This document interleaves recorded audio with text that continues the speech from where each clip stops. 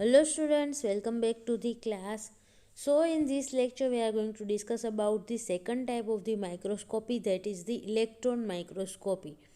Okay, so electron microscopy અને light microscopy વચ્ચે શું ડિફરન્સ છે તો કે એના વિશે પણ આપણે અહીંયા ડિસ્કસ કરીશું અને ઇલેક્ટ્રોન માઇક્રોસ્કોપના અલગ અલગ ટાઈપ છે તો એના વિશે પણ આપણે આમાં ડિસ્કસ કરવાનું છે. So basically electron microscope use the electron beams and magnetic field to produce the image instead of light waves and glass lens used in the light microscope. Okay, બંને વચ્ચેનો ડિફરન્સ ક્યાં આવશે કે ઇલેક્ટ્રોન માઇક્રોસ્કોપમાં શું use થાય છે? Electron beam. Okay, light વેવની જગ્યાએ લાઇટ માઇક્રોસ્કોપમાં આપણે અલગ અલગ વેવલેન્થની લાઇટ યુઝ કરતા હતા, પણ અહીંયા ઇલેક્ટ્રોન બીમનો યુઝ થશે લાઇટની જગ્યાએ.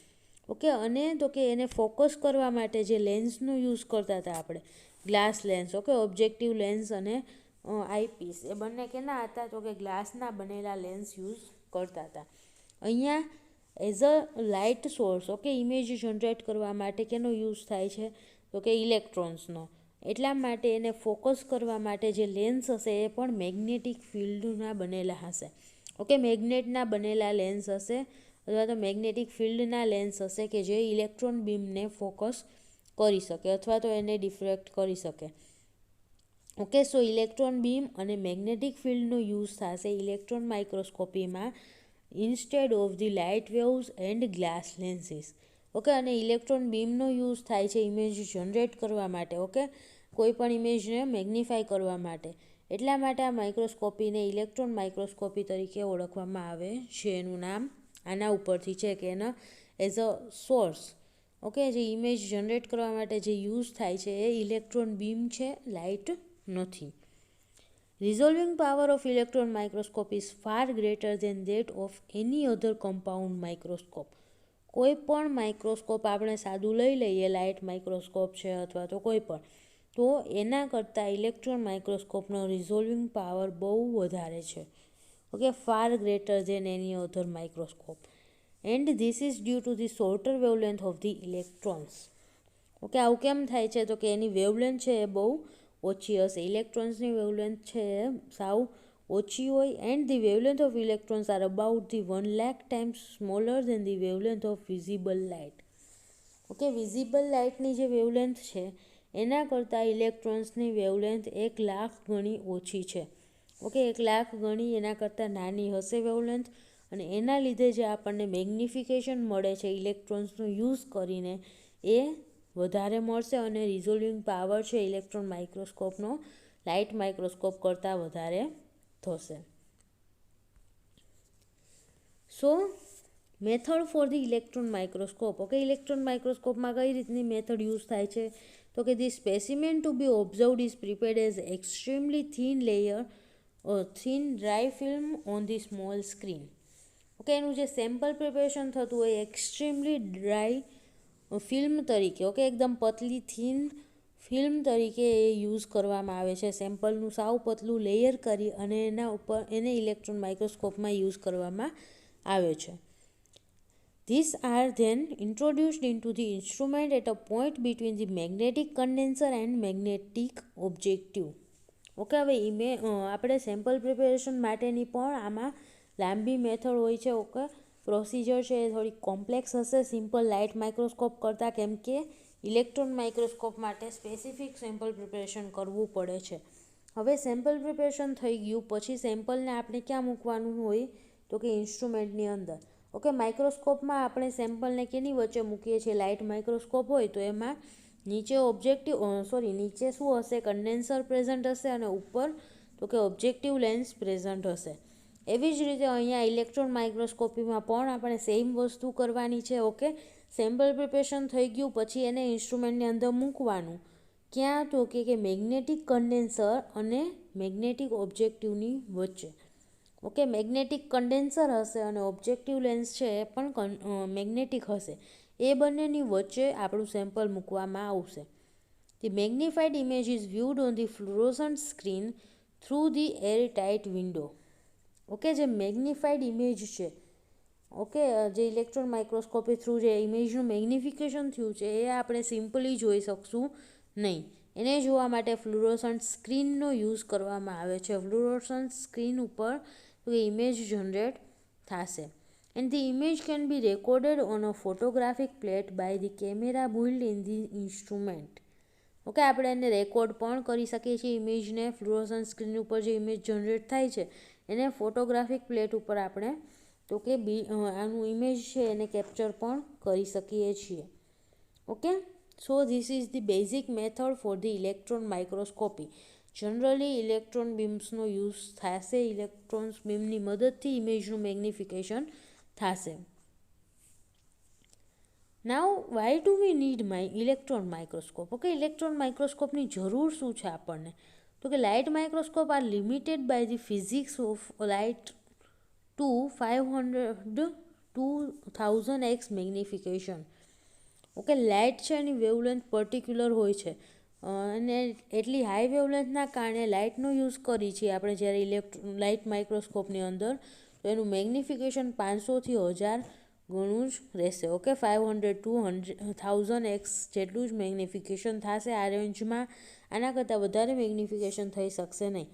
And a resolution of 0.2 micrometres. Okay, 0.2 micrometres જેટલા નજીક ઓબ્જેક્ટ હશે ત્યાં સુધી જ એને સેપરેટ કરી શકશે. એના કરતાં વધારે નજીક કોઈ પણ બે ઓબ્જેક્ટ હશે અથવા તો કોઈ પણ બે પોઈન્ટ હશે તો એને લાઇટ માઇક્રોસ્કોપ છે એઝ અ સેપરેટ પોઈન્ટ બતાવી શકતું નથી. In the early 1930s, there was a scientific desire to see the fine details of the interior structure of organic cells. Okay, 1930sના ટાઈમમાં શું હતું તો કે સેલની અંદર જે કાંઈ પણ સ્ટ્રક્ચર્સ પ્રેઝન્ટ છે, ઓકે, અલગ અલગ ઓર્ગેનેલ પ્રેઝન્ટ છે અથવા તો સેલનું અંદરનું જે સ્ટ્રક્ચર છે એ જાણવા માટેની સાયન્ટિફિક ડિઝાયર હતી. ઓકે, રિક્વાયરમેન્ટ હતી કે સેલની અંદરનું સ્ટ્રક્ચર જોવું છે, કે સેલની અંદર ન્યુક્લિયસ પ્રેઝન્ટ છે, માઇટોકોન્ડ્રિયા પ્રેઝન્ટ છે, તો એ બધાનું એક્ઝેક્ટ સ્ટ્રક્ચર કયા પ્રકારનું હશે. And this required the 10,000x plus magnification. Okay, આવું આપણે ન્યુક્લિયસ છે, માઇટોકોન્ડ્રિયા છે એને બધાને ક્લિયરલી આપણે ઓબ્ઝર્વ કરવું હોય, એનું સ્ટ્રક્ચર જોવું હોય તો એના માટે આપણે 10,000x કરતાં પણ વધારે મેગ્નિફિકેશનની જરૂર પડે, which was just not possible using the electron microscope. Okay, કે જે આપણે 10,000x પ્લસ મેગ્નિફિકેશન જોતું હતું એ આપણે ઇલેક્ટ્રોન માઇક્રોસ્કોપનો યુઝ કર્યા વગર નોર્મલ લાઇટ માઇક્રોસ્કોપની મદદથી મેળવી શકતા નથી. સો ઇલેક્ટ્રોન માઇક્રોસ્કોપની નીડ ત્યારે ઊભી થઈ હતી. એન્ડ ધેન ઇલેક્ટ્રોન માઇક્રોસ્કોપની ડિસ્કવરી થઈ. There are mainly 2 type of the electron microscope. Okay, first છે ટ્રાન્સમિશન ઇલેક્ટ્રોન માઇક્રોસ્કોપ અને એનું શોર્ટ ફોર્મ છે TEM. ઓકે, અને બીજું છે સ્કેનિંગ ઇલેક્ટ્રોન માઇક્રોસ્કોપ, એનું શોર્ટ ફોર્મ છે SEM. So this are the basic 2 type of the electron microscopes, TEM and SEM. Okay, transmission and scanning electron microscopes. હવે આ બંને ઇલેક્ટ્રોન માઇક્રોસ્કોપ છે એનો યુઝ અલગ અલગ જગ્યાએ થાય છે. ઓકે, પહેલું છે transmission electron microscope. It allows one to study the inner structures. Okay, સેલની અંદરના જે સ્ટ્રક્ચર છે અથવા તો કોઈ પણ મોલેક્યુલ છે એની અંદરના જે સ્ટ્રક્ચર્સ છે એને જોવા માટે ટ્રાન્સમિશન ઇલેક્ટ્રોન માઇક્રોસ્કોપનો યુઝ થાય છે. ઓકે, સો ઇનર સેલ્યુલર સ્ટ્રક્ચર્સ જોવા માટે ટ્રાન્સમિશન ઇલેક્ટ્રોન માઇક્રોસ્કોપનો યુઝ થશે. And scanning electron microscope is used to visualise the surface of the object. Okay, surface study માટે કોઈ પણ ઓબ્જેક્ટ છે, કોઈ પણ મેક્રોમોલેક્યુલ છે એનું સરફેસ કયા પ્રકારનું છે એ જોવા માટે સ્કેનિંગ ઇલેક્ટ્રોન માઇક્રોસ્કોપનો યુઝ થશે. ઓકે, સો TEM અને SEM બંને અલગ અલગ જગ્યાએ યુઝ થાય છે. TEM છે ઇન્ટરનલ સ્ટ્રક્ચર જોવા માટે યુઝ થશે અને SEM છે સરફેસ સ્ટ્રક્ચર જોવા માટે યુઝ થશે. So here some images. Okay, TEM અને SEM બંનેની થોડીક ઇમેજ આપેલી છે. સૌથી ઉપર છે budding yeast cell. Okay, budding yeast cell આપણે કમ્પાઉન્ડ લાઇટ માઇક્રોસ્કોપમાં જોશું તો એ કયા પ્રકારનો દેખાશે. સૌથી ફર્સ્ટ ફિગર આપેલી છે. ઓકે, એમાં ક્લિયરલી કાંઈ પણ આપણે જોઈ શકતા નથી. સેકન્ડ ફિગર છે TEM image. Okay, transmission electron માઇક્રોસ્કોપની ઇમેજ છે કે સેલની અંદરના સ્ટ્રક્ચર એમાં દેખાય છે. ઓકે, અને થર્ડ ઇમેજ છે SEM સ્કેનિંગ ઇલેક્ટ્રોન માઇક્રોસ્કોપની. એમાં ખાલી સરફેસ દેખાય છે. ઓકે, બંને ઈસ્ટ સેલ છે તો ઈસ્ટ સેલ અને એનું બડ બંનેના આઉટર સરફેસ કયા પ્રકારનું હશે એ જોવા મળે છે એસીએમ ઇમેજમાં. ઓકે, એવી જ રીતે બીજી જે નીચે છે એ શું છે, ઇકોલાઈ બેક્ટેરિયાની ફિગર છે. કમ્પાઉન્ડ માઇક્રોસ્કોપમાં જ્યારે આપણે ઇકોલાઈને જોશું, સ્ટેનિંગ કરીને લાઇટ માઇક્રોસ્કોપમાં જોશું તો એ આ ટાઈપના ખાલી ડોટ ડોટ આપણને જોવા મળશે. ટીએમ ઇમેજ છે એમાં સેલની અંદરના સ્ટ્રક્ચર્સ જોવા મળશે. ઓકે, ન્યુક્લિયસને બધું આપણે ઇઝીલી જોઈ શકશું. અને એસીએમ ઇમેજ છે તો એમાં તો કે બેક્ટેરિયાની આઉટર સરફેસ કયા પ્રકારનું જોવા મળે છે, 3D સ્ટ્રક્ચર આપણે એ ટાઈપનું જોઈ શકશું એસીએમની મદદથી. ઓકે, અહીંયા પણ થોડીક ફિગર આપેલી છે, TM image of Golgi complex. Okay, Golgi કોમ્પ્લેક્સનું સ્ટ્રક્ચર કેવું છે એની ઇમેજ આપેલી છે. Then TM image of mitochondria. Okay, માઇટોકોન્ડ્રિયાનું ઇન્ટરનલ સ્ટ્રક્ચર કેવું હશે એ પણ આપણે ક્લિયરલી આ ઇમેજમાં જોઈ શકીએ છીએ. ઓકે, નીચે છે એસીએમ image of blood cell.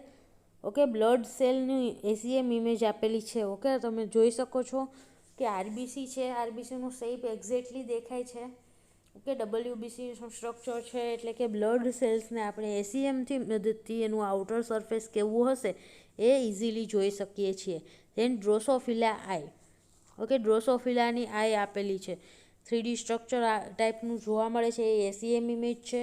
Then SEM image of pollen grains. Okay, pollen ગ્રેન્સની સરફેસ ઉપરના પણ સ્ટ્રક્ચર આપણે ક્લિયરલી જોઈ શકીએ છીએ એસીએમની મદદથી. Okay, so this are the few images of the TM and એસીએમ. બંનેનો પર્ટિક્યુલર યુઝ ક્યાં થાય છે એ ખાસ યાદ રાખવાનું. ઓકે, સ્કેનિંગ ઇલેક્ટ્રોન માઇક્રોસ્કોપ છે તો એ આઉટર સરફેસ જોવા માટે, ઓકે, આઉટર સરફેસની ઇમેજ જનરેટ થશે. અને ટ્રાન્સમિશન ઇલેક્ટ્રોન માઇક્રોસ્કોપ છે તો એમાં શું થશે તો કે સેલના ઇન્ટરનલ સ્ટ્રક્ચર છે એ આપણે એની મદદથી જોઈ શકશું. Clear? So in our next lecture we will discuss about detail. Okay, transmission electron microscope અને સ્કેનિંગ ઇલેક્ટ્રોન માઇક્રોસ્કોપ બંને વિશે ડિટેલમાં ડિસ્કસ કરીશું.